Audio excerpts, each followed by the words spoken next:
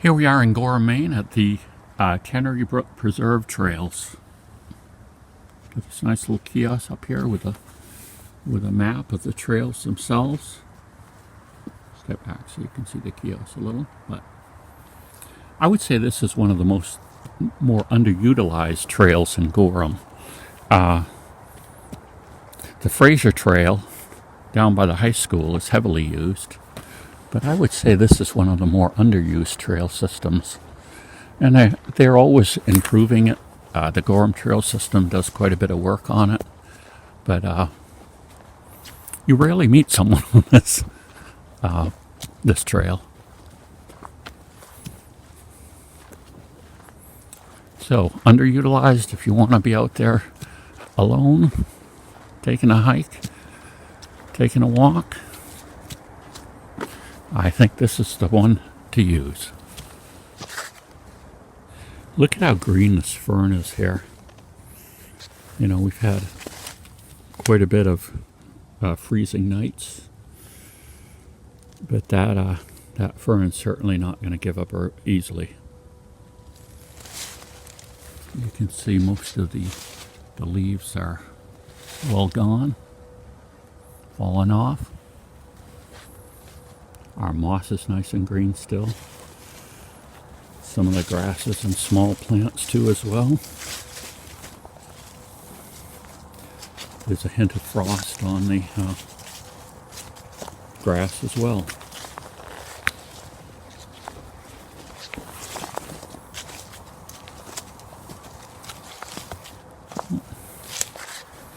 Here's some unknown red berries. Wonder what those are.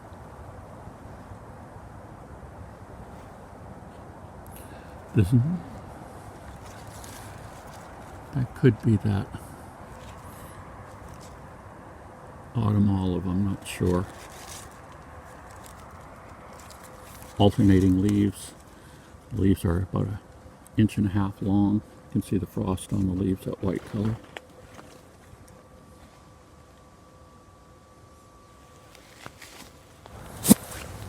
Well, here's something odd.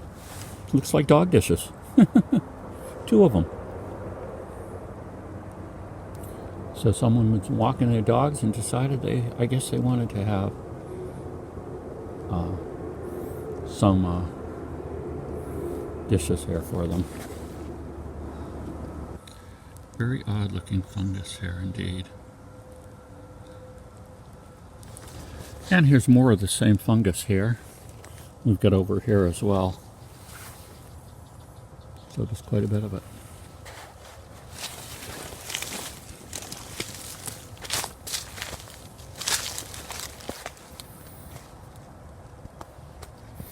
Here we have our very invasive and damaging Oriental bittersweet.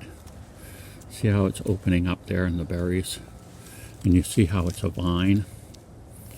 This will wrap around trees, eventually choking them, and because the leaves will outcompete the tree leaves for sun and kill the tree. And it doesn't seem to have any predators, this Oriental bittersweet, so it's a big problem.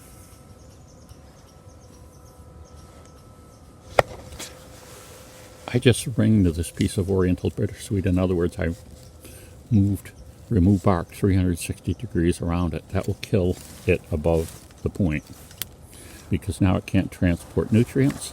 And here we see trees that are completely covered with it. I don't know whether these trees are still alive or not. Birch trees.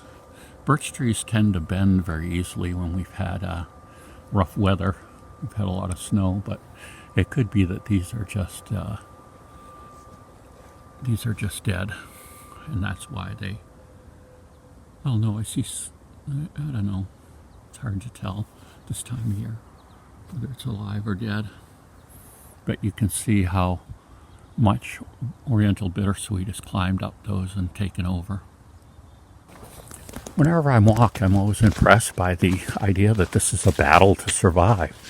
there are all these plants trying to outcompete each other. I mean, it's happening with animals to some degree as well. Look at this. Here's just a plant that uses the wind to transport its seeds. I'm not sure what this is, but just the idea. I mean, the only reason this, why isn't this area grown in is, of course, because there's a man-made road here. You know, people mow it. And obviously you can see here that they're regularly cutting things back so that it doesn't fill in the road. So man has decided there's going to be a road here. So there's a road here, but or trail. This breaks down into smaller trails too. I even passed one where I could have gone out. But just the idea that the plants are in a... some plants cooperate is true, but other plants are in a constant battle against each other to outcompete for sunlight, for nutrients. Look here. This lighter green moss here, I believe, is sphagnum moss. We've got some, those 3 leaves over there. I believe those are wild strawberries. And I have no idea what these are here. There's a pine cone. The main state tree is the white pine that has 5 needles, just like the word pine has 5 letters. Pine sap has all kinds of uses. This would be an excellent thing to try to start a fire with because of the sap. Watched the show the other night, and the guy was had burning sap that he was applying to wounds on his hands. So he's kind of cauterizing and sealing it at the same time. Pine sap does have some antibiotic properties. It can be turned into a glue. My goodness, there's all kinds of things you can do with it. Pine needles, white pine needles, they're high in vitamin C. People make tea out of them, but as long as if you get the tea above 130 plus degrees, it destroys the actual vitamin C. So you got to make sure that the water you use isn't really hot, because if it's above that, there's kind of no point of doing it other than if you just want the taste. There's some more wild strawberries here.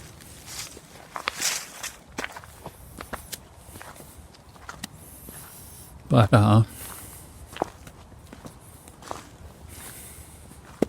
yeah, vitamin C, of course, the vitamin C, can be a big problem to acquire in certain things if you're not eating a well-balanced diet. But one of the things you could do is, like I say, pine needle tea.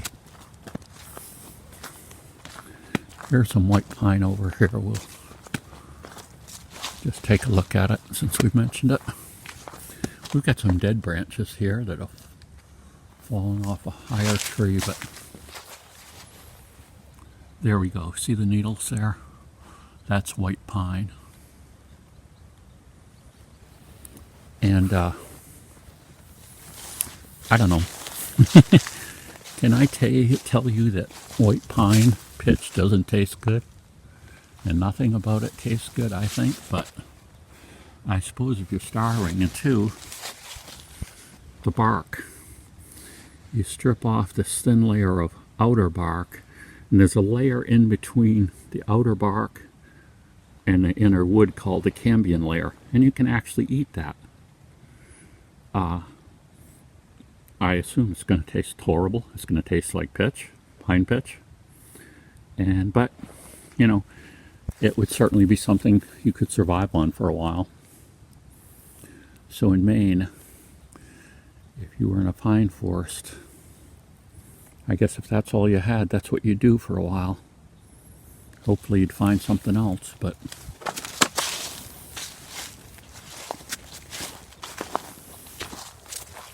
here are some larger pine trees. there.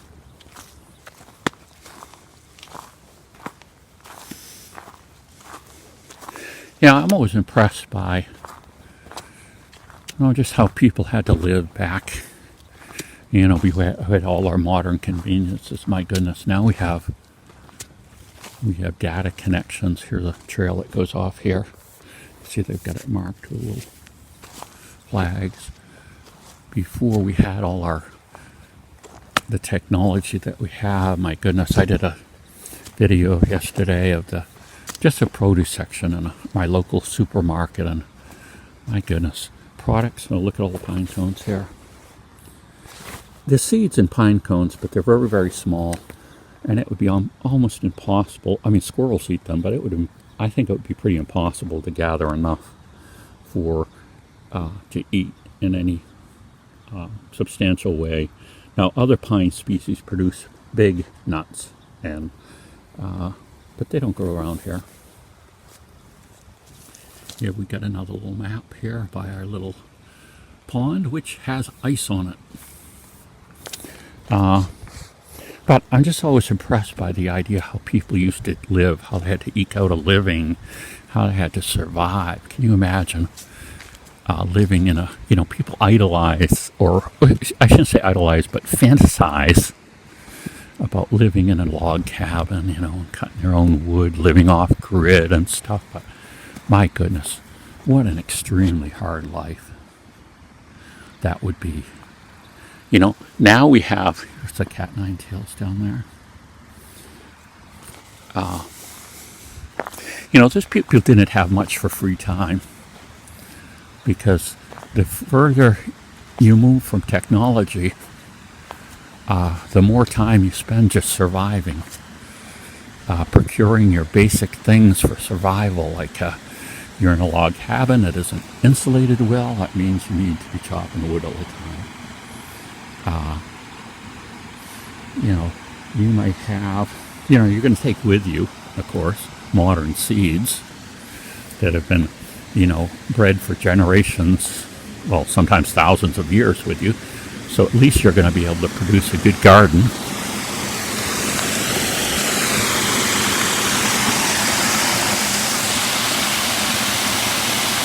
There you go. You can see the water running there.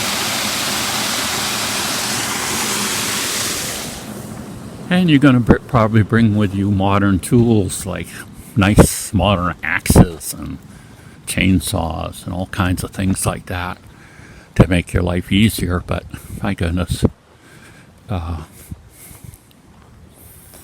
procuring your basic food and surviving must have been very rough. And that's why, face it, many people in the pioneer days starved and died. They didn't make it through the winter. Of course, back in the day, people talk about prepping and all this stuff, but back in pioneer days, when they were in places where there were good winters, every winter was the end of the world as you knew it. You went from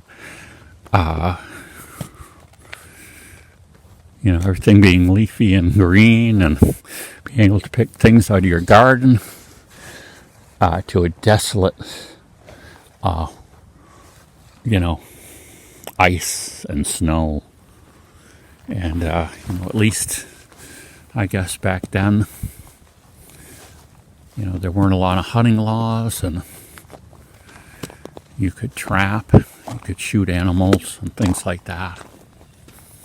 I watch a lot of these because I kind of enjoy them. The shows about Alaska, people living in Alaska. Although you don't know how much of it is, let's admit it. A lot of reality shows are highly faked. They're scripted. They're not really reality.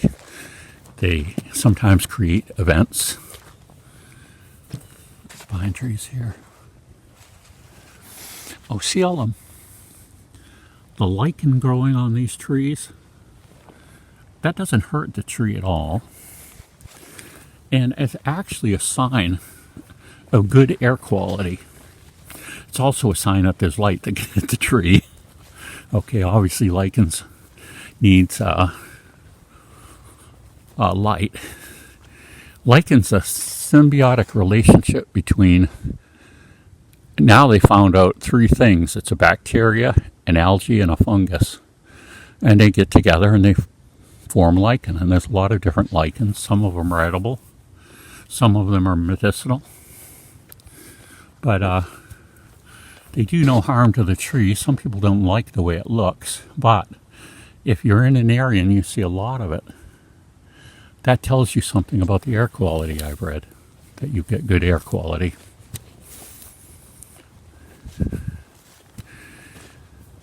Here we're coming to a break in the trail.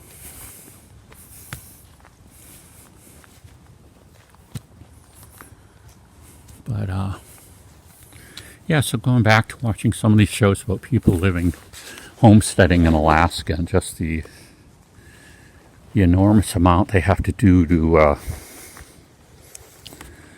live this kind of subsistence lifestyle.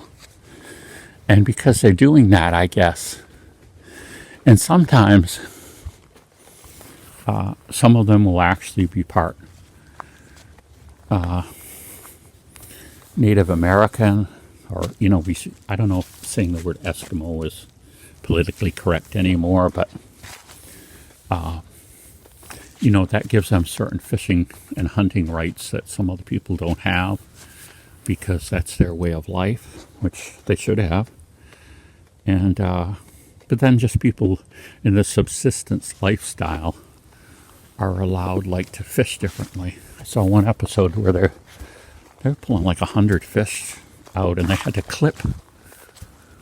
As soon as they got them, onto land, they had to clip the fins in such a way that meant they couldn't be sold.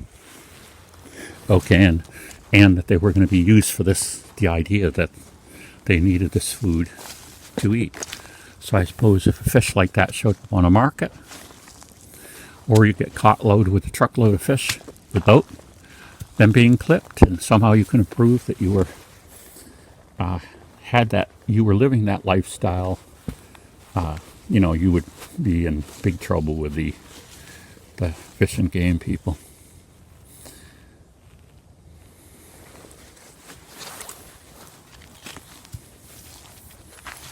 But just amazing.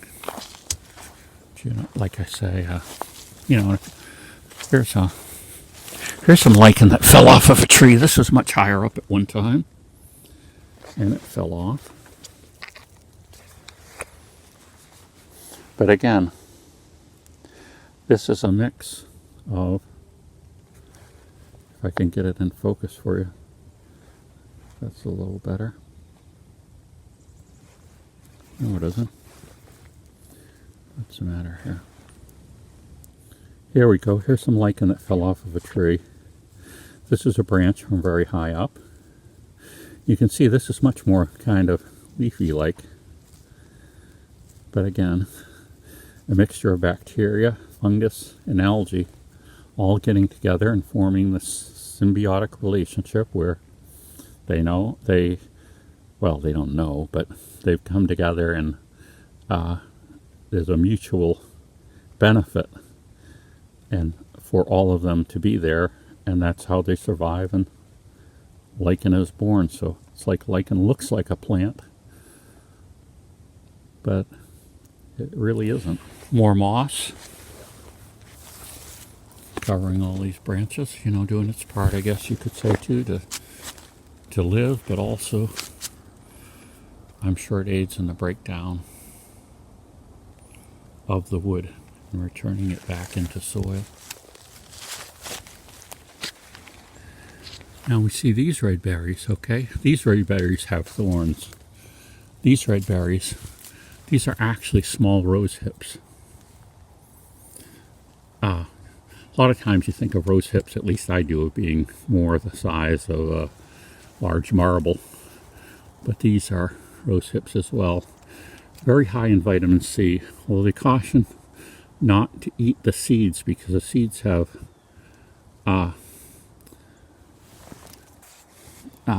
little hairs on them that can irritate your system. So rose hips is small. It would be kind of hard to remove the seeds, I think, but very high in vitamin C. And they stay on the plant all winter long until something eats them. So we're on our way back, you know. And I just want to end with this thought. You know, here we're out in nature getting some exercise, walking, and I'm filming it using technology. But, you know, first we had agriculture and specialization of jobs that freed people to do so much more. The Industrial Revolution. Now we have this technology, this computer technology, the internet. And you know what's happened? Unfortunately, in the last 10 years, we've seen that rather than technology freeing us, for many people, technology has enslaved them. You know, they've done studies and they show that people that use social media heavily are more depressed, are more isolated.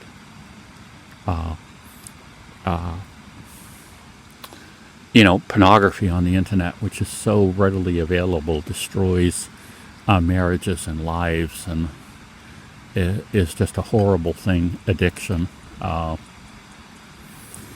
know, family relationships, close family relationships are often damaged or destroyed on social media as well. And there was something saying that the average teenage girl does 60,000 texts a year, and the average teenage boy does 40,000 texts a year. And again, them finding that rather than being in this kind of communication with people being a benefit, studies are actually showing that it's harming people. It isn't producing the real outcome that real relationships, personal relationships have. It's kind of an artificial thing. You know, people say things online that they sometimes don't mean or should think twice about. And so just something to think about. You know, what is this new technology doing in your life? Are you using it? Or is it using you?